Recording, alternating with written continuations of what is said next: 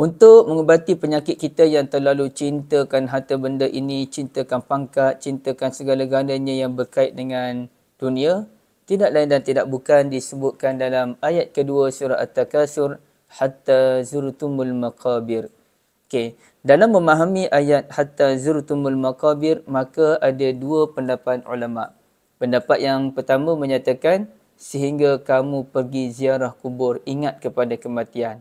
Jadi apabila kita ni terkena penyakit cinta kepada dunia, ya, kita terlalu cinta kepada harta secara berlebihan, maka ada eloknya kita tekan butang pause sekejap, kita pergi ke kubur, kita pergi ke hospital, kita tengok orang-orang yang sakit, kita tengok orang telah meninggal dunia, agar dengan itu timbullah rasa insaf dalam diri kita dan kita tidak akan berlumba-lumba untuk mengejar keduniaan lagi, bahkan kita mengejar dunia untuk mendapat keuntungan di hari akhirat.